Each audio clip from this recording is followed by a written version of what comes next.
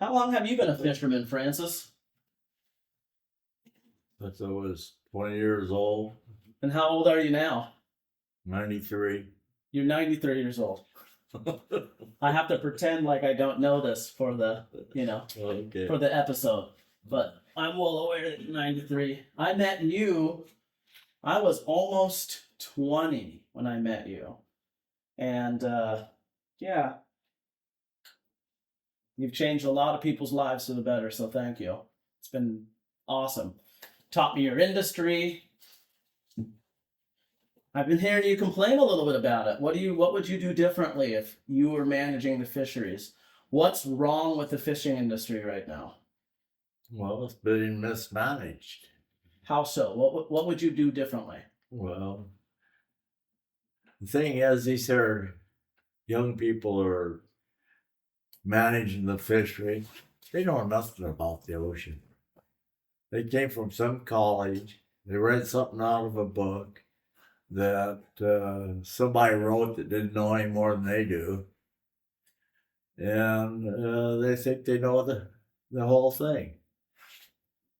First thing I do is increase the halibut and cod quotas, because they're predators on the crab fishery. You got to even the thing out. You can't just harvest all one thing and nothing on the other side. Yeah. You got to even them out, make it a balanced fishery. But right now, the way it's being managed, you're not going to have any crabs because the predators are eating all the babies. And pretty soon, you're going to have so many predators out there, there's not going to be food for them, and then they're going to die off. Yeah. You know, it's just a total mismanagement. How many years do you have invested on the Bering Sea? I don't know. I've been out there for, well, I haven't been out there the last few years, but I've been out there for probably 30, 40 years. In your 30, 40 years, have you ever seen such a dramatic decline in crab stock and in biomass? Well, the decline didn't come until recent years because that halibut quota and cod quota is increased and they're eating all the babies. Okay. So there's a direct relationship between predator quota and then what we're able to catch as crab fishermen, the Yeah, crab stock. yeah, right. You told me a few stories about cutting open halibut bellies and when you're Yeah. processing and just They'd be that thousands long, that big around, stuffed with baby crabs. of crabs. Thousands of them. So with halibut being the primary predator, yeah, it would make sense that it would help the crab stock and the crab grounds to I could revitalize. triple that halibut quota. How long? Take some of that fish off the ground. See, it used to be that foreigners were fishing offshore. They kept that quota, halibut quota fish down. But as soon as they quit fishing, the amount of fish that the American fishermen are taking is just a small amount of what the foreigners took. Why aren't there foreigners fishing our halibut anymore? Well, because they're not. The 200-mile limit law went into effect, and we've been taking, the American fishermen have been taking more and more of the quotas until they phased the foreign fleets out. But this, But the halibut fishery is being underfished. and the quotas are relatively small, aren't they, for as many boats that enter in? Yeah, for, they could triple that halibut quota. Triple it. Sure, it might bring the price down a little bit, but geez, you get 3 times as much fish. Yeah. So, what are your thoughts about global warming? There's been talks about the global warming, the environmental effects that might have caused Global warming is bullshit. has nothing to do with the fishery. You know, they say that climate change has caused the problem in Alaska on the crab fishing, which is totally wrong. And I used to fish Dungeness crab off the Washington coast years ago. We get 5 or 6 million pounds. That was a big year because we had all these predators. Well, we fished the predators down on the Washington coast, the hake and the bottomfish and the salmon fishery. Those were all predators on the crabs. Now, year before last, we had 28 million pounds. That's right. And they're saying that it's climate change caused the problem in Alaska. How come it didn't create a problem in Washington? Must be different water. Yeah. I mean, it's no common sense. No common sense in the management.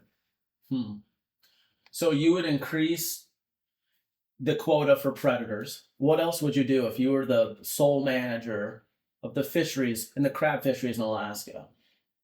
Well, if you get the predators fished down, the crab industry will build back up. What do you think? How long? Just a guess. How long do you think it would take? Well, I don't know. It depends on how fast you fish the predators down. But you could take 3 times as much fish, or you could take 4 times as much fish. It depends on how much you increase the quotas. Okay. How many boats did you have fishing at the height of Arctic Alaska? How many boats did you have fishing down there? 35. 35 boats. Were all these 58 footers or? No, they were 200 footers or bigger. Catcher processors primarily, correct? Mostly, yeah. Mostly, yeah. And then when you sold your company, your friend Chuck Bunrent was able to buy it eventually, but you sold it to Tyson their seafood branch that they had. Well, they didn't have a seafood branch at the time, but they thought they were going to have a seafood branch, but they totally failed in management, and they ended up selling it to Trident Seafoods. So you know firsthand what can happen to a good thing when it's mismanaged. You built this $100 million company, sold it, and it was mismanaged to nothing, and then revitalized through Trident. Yeah. But you're seeing the same exact thing happen with the whole fishing industry in Alaska. Well, yeah, it's total mismanagement. Yeah. But here's what's happened. We got a lot of young people in management of the fishery that they probably came from back in Kansas or someplace. They know nothing about the fishery. But they went to college and they read these here books that somebody wrote that don't know any more than they did. Yeah. Yeah. So they come up here and it's global warming. That's total bullshit. It's hard to see relevance in their studies when they're fighting a problem that is way down the road. All right, like, of course you think that we do have some effect on the environment. I believe that. Do I believe that we are destroying our planet at this rapid rate? No. I remember being a kid and watching Al Gore on TV. This was like 2000 this was year 2000, 2001. And I remember thinking, wow, I will never make it to 25 because Al Gore is telling me we're not going to have a planet. Yeah. And it seemed like every few years there was another person who, I think they mean well, trying to get people to be aware of our effect on our world and environment, but it's at the detriment of human lives, and it's at the detriment of our industries. Not saying that we need to focus on that, but have some sense and create a balance. So just be honest, and I'm not trying to make you uncomfortable, Pops, for real, but do you think there could have been a little bit more management when you were fishing in the 70s and 80s? A little bit more oversight in the fishery? Do you think there could have been a little bit more? Not all oversight hurts industry. Not all management Well, hurts it. I didn't see anything wrong with the way the fishery is being managed. I mean, we were catching crabs, but what happened once the foreign fleets were gone, the predator, the halibut, the codfish, are the main predators on crabs. That quota or population just increased. And any place you put I can remember when the halibut boats used to come out of Seattle, come up there and fish where we were fishing. They'd be up there for 10 days. They might get 70, 80,000 pounds of halibut. They'd go out and catch that in one day now. Yeah. Somebody ought to wake up. So as the foreign fleets diminished and we're no longer fishing within the 200-mile limit, United States fishermen, there wasn't enough halibut fishermen coming forward to take care of it. They put quotas on how much the fishermen could catch. If they'd turn it wide open or let them catch, for 6 months out of the year or something, they'd fish that quota down. But they just put a limit on it. They could only catch so much fish, and the population just exploded. Did this halibut quota, was this at the same time as crab rationalization? Was this at the same time? Did this all happen at once? Well, no, it gradually came on as we kept getting more and more predators on the ground. We got less crab. Okay. So when rationalization happened in 2004, 2005, when was that? I don't remember. Was it within the same few years that there was a type of halibut quota that started changing the game? Halibut quota started getting far less, even though the stock is going up. Halibut biomass is going up very evidently. Yeah. But the quotas are going down. Did that all that happen at the same time? I don't know how they would adjust the halibut quota, but if you just take a look at the fishery, I can remember, like I said before, those halibut schooners come out of Seattle, fish for 10 days, they get 60, 70, 80,000 pounds of fish. Now they catch that in one day. Yeah. There's something wrong with that. And maybe you don't know this off the top of your head, but do you think there are more halibut boats? There are probably less boats fishing now than there were. Well, I don't know whether there's less boats or more boats, but they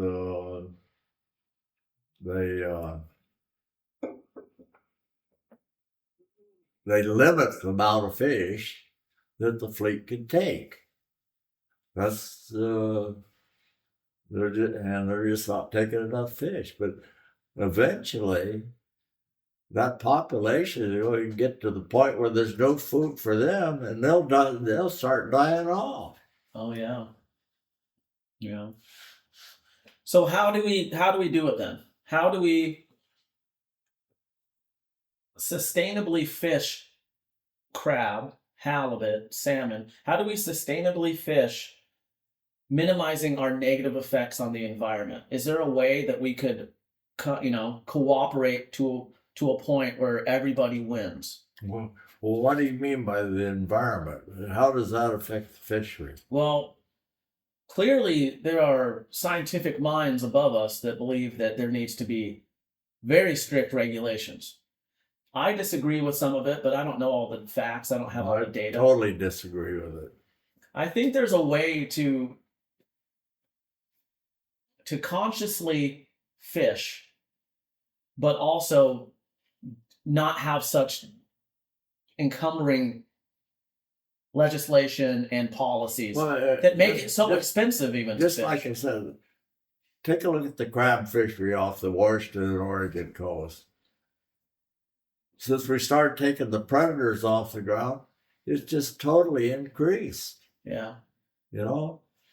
From 5-6 million I can remember when we had less than 5 million pounds on the whole Western coast for the season. Yeah. And now we go out there and fish for 2 months and we get 28 million pounds. You know? Yeah.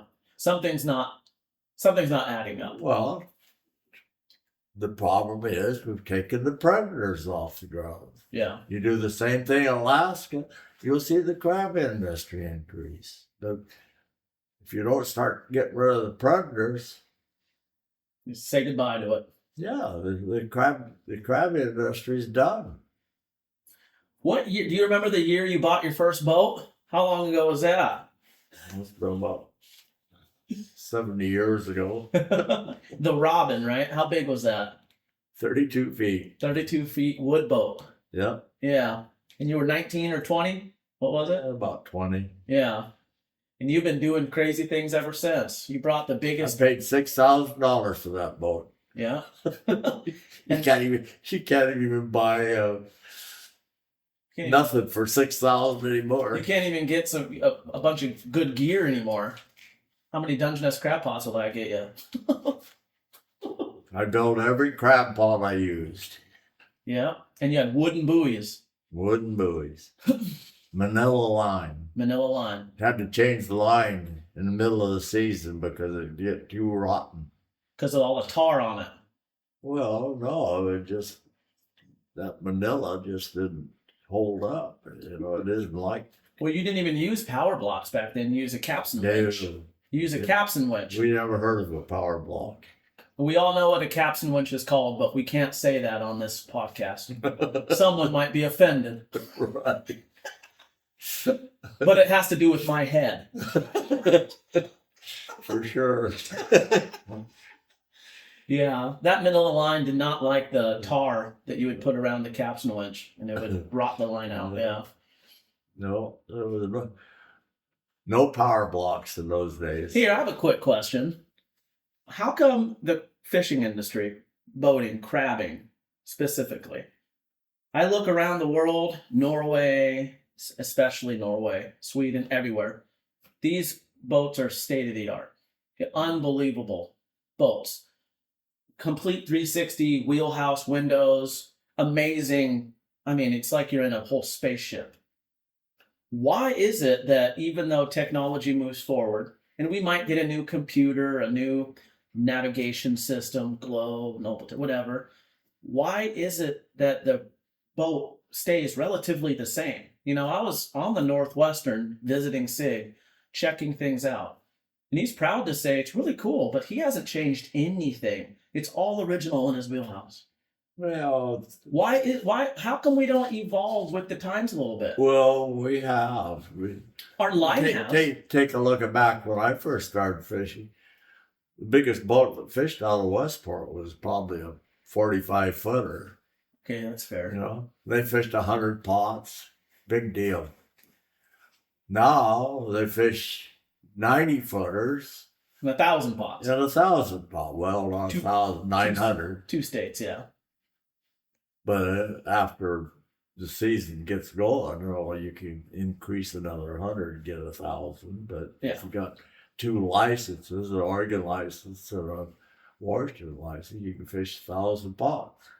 I've only ever fished on boats that have both licenses.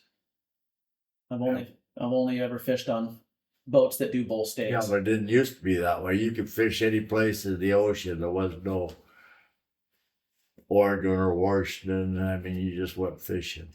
Yeah. Yeah. You used to buy a $20 license and fish all year. Now you got to have permits and tags and. That's its own investment by itself. Crab permits $500,000 now. Well, you know, when they start putting these quotas on or pot limits and. I said back then, a young guy like I started out with nothing and I was able to build a fleet of boats. Today, a young guy can't even get started. If you haven't got at least $2 million, $4 or $5 million, you can't get into the business. Yeah, the buy-in is pretty incredible. Yeah. But luckily, there's generational fishermen like yourself that gives guys a chance and kind of pushes them forward. Well, yeah. Not technically to ownership, but at least give you experience, and you can have a clear path. But there's only a few families that are doing that in this way, in this method. But yeah, shoot, how many people have you employed since you were starting your company? About 2,500. 2,500. Yeah. That was the rotation cruise. The cruise rotated every 90 days on the boat. So you actually had to have 2 crews for the boats because you were rotating. Yeah. They'd fish 90 days and then they'd come home for a month or 2 months or whatever. Yeah, from A season to B season and so forth. So just so everyone else listening to this podcast, why'd you choose the name Alaska Enterprise for the boat? Why'd you choose Arctic Alaska for the company? What are your thoughts? Explain some of the dimensions of these massive factory trawlers you built. It's really cool. It's an interesting story. What you did will never be redone, ever. Unless some billionaire wants to come in and just fuck around in the fishing industry. Well, why'd you pick the Enterprise boats? I mean, you got to name 35 boats. I don't know. It just happened that way. What inspired you to go down to the south and start taking these mud boats and turning them into fishing vessels? You did that. The oil industry was in bankruptcy, basically. When was this? This was in the late 70s or early 80s? It was in the late 70s and 80s, yeah. Yeah. They had these 150, 200-foot boats down there you could buy for pennies on the dollar. I'd go down there and buy a half a dozen boats and then convert them to fishing. So explain that process a little bit. You'd fly down to where? Well, Mobile, Alabama. They had hundreds of these boats tied up in Louisiana, Alabama, Mississippi, and they were in bankruptcy. And they were perfectly good boats, brand new boats, 200-footers. And I'd buy a boat for $500,000, take it, convert it. You would buy a 200-foot boat for $500,000. Yeah. Do you have any receipts still? No. I want to see proof of purchase. I'd go down and buy 5 or 6 at a time. And then take it and convert them. So you would buy them. Where would you typically take them to convert? Probably a shipyard that's long gone. There was shipyards there, and mostly in Alabama. I went to Bender's, Bender Shipbuilding, and then haulers in Mississippi. Yeah, those were good times, huh? Yeah. Yeah, that's pretty incredible. What was the last boat that you built? What was the last catcher processor that you built? If I'm not mistaken, was it the Kodiak Enterprise? Mm. And was that not the biggest? Island Enterprise. The Island Enterprise. Okay. And that was you bought it and you converted it? Well, I bought that in Guam. You did? Yeah. You didn't have to convert that to a fishing vessel, did you? Yeah. Oh, you did. It was a mud boat. Yeah, it was a freighter. It was a freighter. Gotcha. Small freighter. How big was that? 300 feet. 300 feet. And what's become of that boat? Is it tied up at Ballard?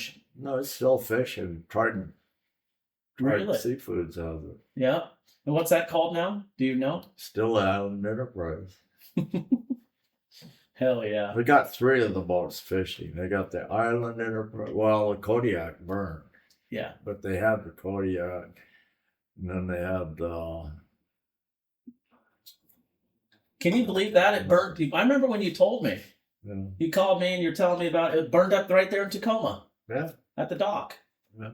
Yeah, that's a shame. Yeah, but the remnants of Arctic Alaska, a lot of it's in tied up in Ballard. Well, what happened was when they put these quotas on the boats, a lot of the boats that had smaller quotas, they took and combined them and put maybe 2 or 3 boats quotas on one boat.